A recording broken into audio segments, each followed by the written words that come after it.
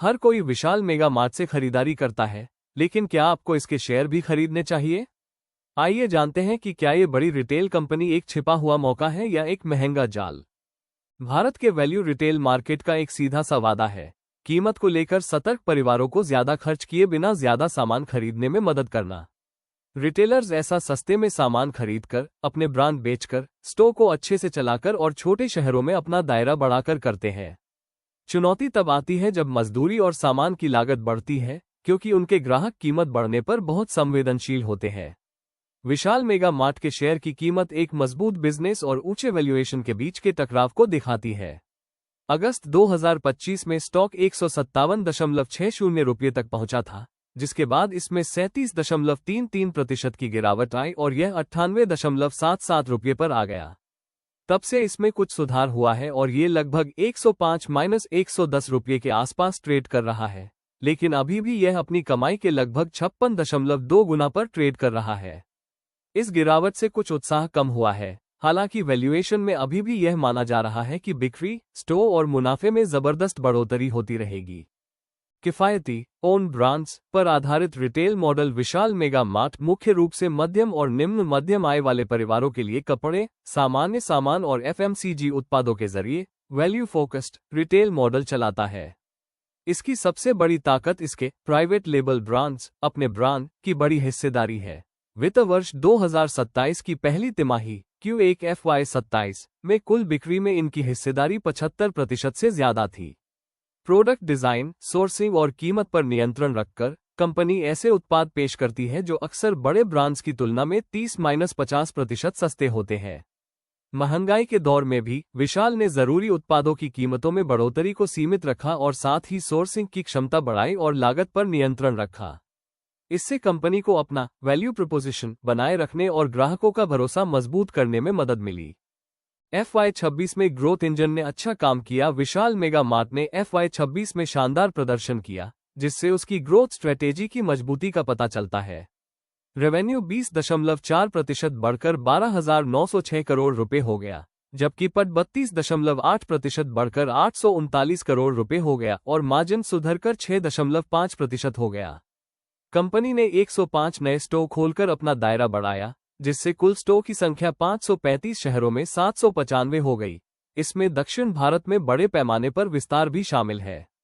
Private label brands का revenue में 74.1% योगदान रहा और क्विक कॉमर्स सर्विस 745 स्टोर तक पहुंच गई। सीजनल डिमांड में बदलाव के बावजूद कंपनी ने पूरे साल अच्छी ग्रोथ बनाए रखी।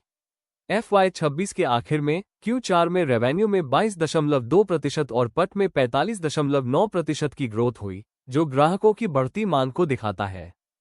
Q1 FY27 में भी कंपनी का अच्छा प्रदर्शन जारी रहा। विशाल मेगा मार्ट ने Q1 FY27 में भी अपनी मजबूत रफ्तार बनाए रखी।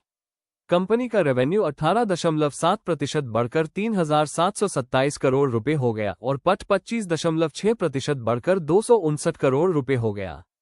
इसमें 10% सेम स्टोर सेल्स ग्रोथ और बेहतर मार्जिन का अहम योगदान रहा। ये ग्रोथ मुख्य रूप से वॉल्यूम आधारित थी, जिसमें ज्यादा ग्राहकों के आने से बिक्री में सबसे ज्यादा बढ़ोतरी हुई। कंपनी ने 559 शहरों में अपने नेटवर्क को बढ़ाकर 819 स्टोर कर लिया है। साथ ही उसका क्विक कॉमर्स बिजनेस भी बढ़कर 767 स्टोर तक पहुंच गया है और रजिस्टर्ड यूजर्स की संख्या 1.4 करोड़ के पार हो गई है, जो कंपनी की लगातार विस्तार की रणनीति को मजबूत करता है।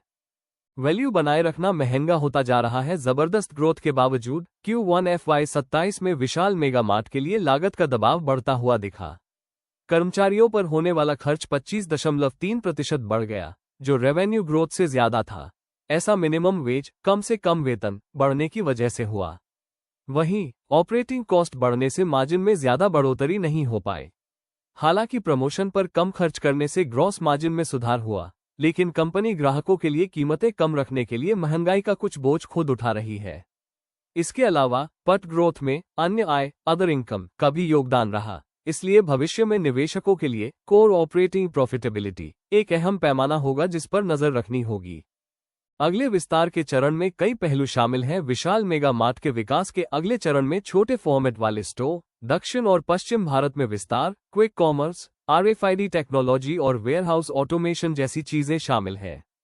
हालांकि इन पहलों से लंबे समय में विकास की संभावना है, लेकिन इन्हें लागू करने में चुनौतियां भी हैं, क्योंकि क्विक कॉमर्स में मार्जिन कम होता है और नए फॉर्मेट अभी भी आजमाए जा रहे हैं। इसके अलावा निवेशकों को प्रमोटर की हिस्सेदारी बिकने की संभावना, प्राइवेट इक्विटी के निकलने के बाद मालिकाना हक में बदलाव और जून 2027 के बाद सीईओ के कार्यकाल को लेकर अनिश्चितता पर नजर रखनी चाहिए, क्योंकि इन बातों का बाजार की धारणा पर असर पड़ सकता है। एक मजबूत बिजनेस जिसकी कीमत अभी भी ज्यादा है, विशाल मेगा मार्ट में लंबे समय तक तेजी से बढ़ने की अच्छी संभावना है। मोतीलाल ओसवाल का अनुमान है कि FY19 तक कंपनी का रेवेन्यू 21,627 करोड़ रुपए और पट 1,706 करोड़ रुपए तक पहुंच जाएगा। हालांकि हाल ही में आई गिरावट के बावजूद स्टॉक अभी भी प्रीमियम वैल्यूएशन पर ट्रेड कर रहा है। इसका मतलब है कि बिक्री, स्टॉक के विस्तार या मार्जिन ग्रोथ में किसी भी तरह की सुस्ती के लिए बहुत कम गुंजाइश है।